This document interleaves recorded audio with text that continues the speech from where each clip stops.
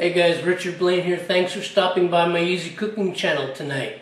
Tonight I'm going to cook a Bengali dish called chicken Jalfrezi. Okay? It's a simple curry dish. It's very popular in India, Pakistan, and in the UK.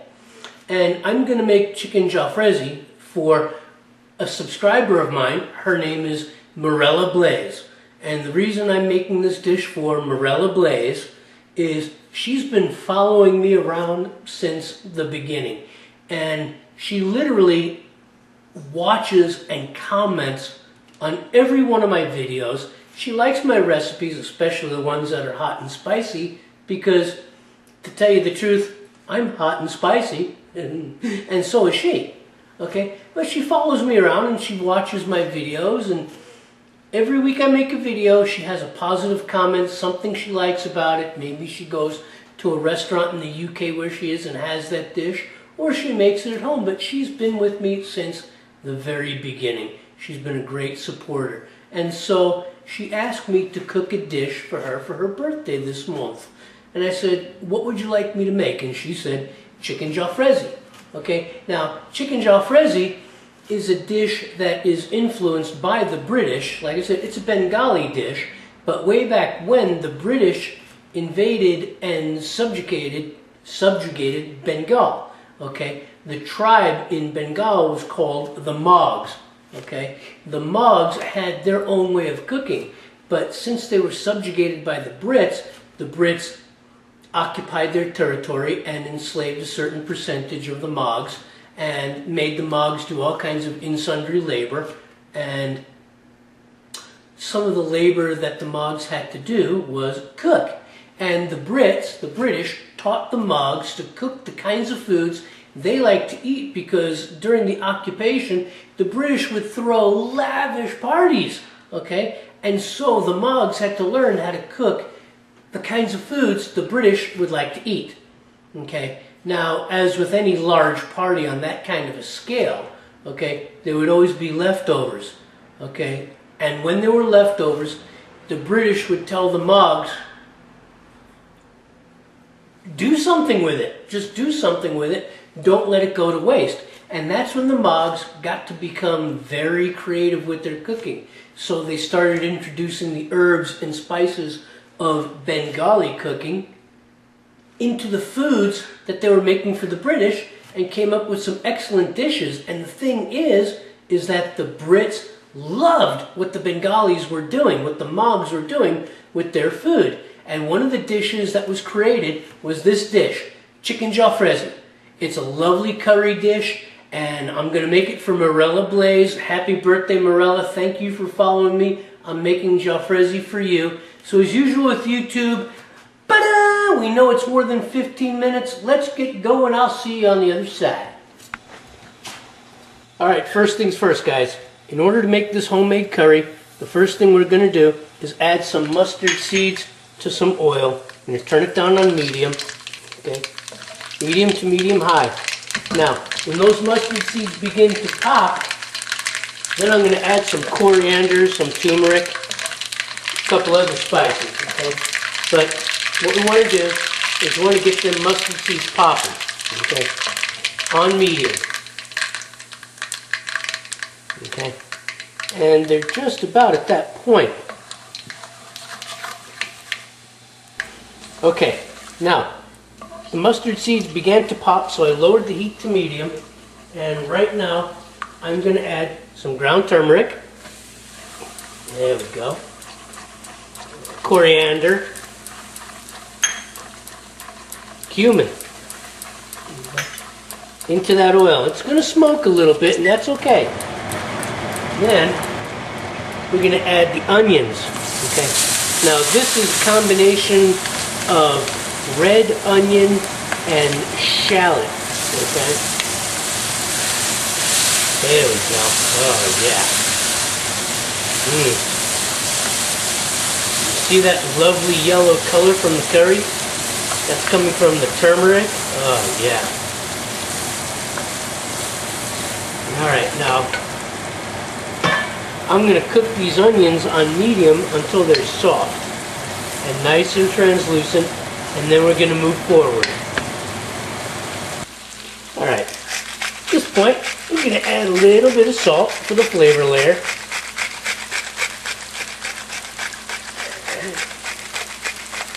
We're not going to add any black pepper, just a little bit of salt because there's black pepper in the curry we're going to be using. And I'm going to mix this in,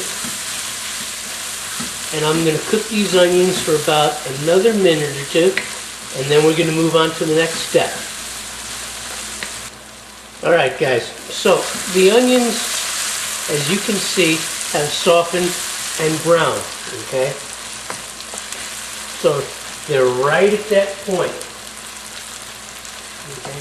So I'm going to add in my garlic. That's right, get it all. I'm not going to waste any of that garlic, okay? And I'm going to add in my ginger. Come on out. There we go. Oh, the fragrance in here is fantastic. All right, so I got the onion and the shallots, the garlic, and the ginger, all coming together in this here wok. Alright. Just want to get it coated.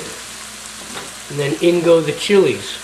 Okay, Morella, she likes hot and spicy. So here you go. This here's a combination of red and green chili, fresh, with the seeds. Now if I need to make it hotter, I will later with some crushed red flake. But for right now,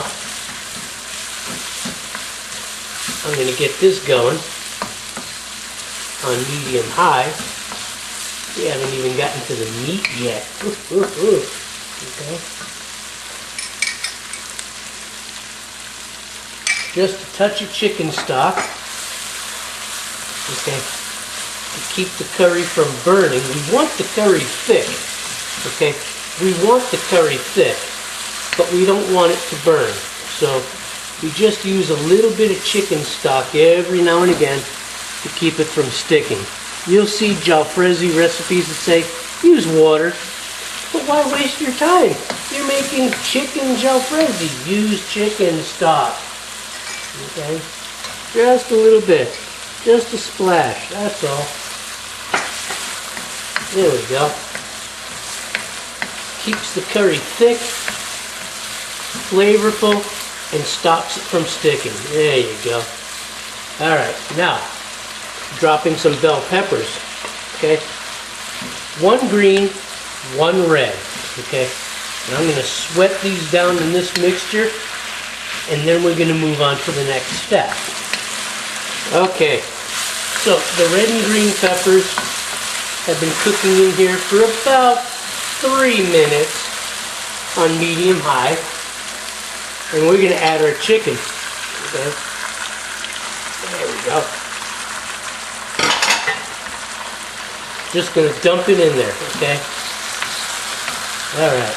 Now, you will find that a lot of Jalfrezi recipes use chicken breast, and I find chicken breast to be really, really boring when it comes to curries and other dishes because they lack the requisite flavor necessary for the dish. Whereas chicken thighs, which happen to be my favorite part of the bird, have the darker meat and the richer flavor. Okay, and so the thigh's been added. And now we're going to add some tomato. Alright. Some chopped tomato. Pommy, my favorite. You guys all know that I like pommy. Alright. There we go. And I'm going to get that tomato underneath everything. Oh, lovely. Lovely. Oh, yeah. There we go. There we go. Get that tomato nice and mixed in. Alright. Now I'm going to bring the heat back up to a high because I want to get all these ingredients boiling, and then I'm going to reduce it to a simmer. There we go. Oh, this is lovely. It smells so good in here, it's ridiculous. Okay. In the meantime, we're going to add the rest of our chicken stock. Okay, because at this point, nothing is going to stick to the wok as there's sufficient liquid, and we are going to reduce this liquid in this curry recipe. Okay, so I'm going to bring this up to a boil again and then back down to a simmer, and we'll move forward. Okay guys, so the masala came to a boil, and now I've got it down to a simmer. And it's going to stay here at this simmer for about 30 minutes, give or take, maybe a little longer. I'm going to add an additional ingredient. You don't usually see this in Jalfrezi, but I'm putting it in there because I think it allows the flavors to pronounce. And that ingredient is sugar. Okay. About 2 tablespoons sugar for about 3 pounds of meat plus all these other ingredients.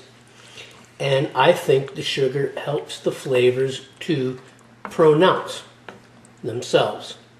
Okay, this is not a standard ingredient in Jalfrezi, but it does make it taste good. It'll give just the slightest smack of sweetness to that pepper. Just the slightest smack. Okay. Okay. Now, next to that, I'm going to add in some garam masala. Okay. What I love about Indian cooking, Bengali cooking, okay, is that the recipes are pretty much very simple, but the flavors and the textures are so very complex, okay, with a myriad of herbs and spices. So here goes garam masala, okay, and I'm going to mix that in good. Oh God, it smells so good in here. My neighbors are going to be banging down the door again, which means I got to feed them.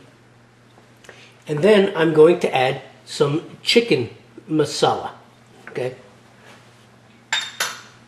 This is a pre-measured spice mixture that you buy in the Indian grocery, just like garam masala, and it's called chicken masala, and it is geared strictly toward chicken curry dishes, okay?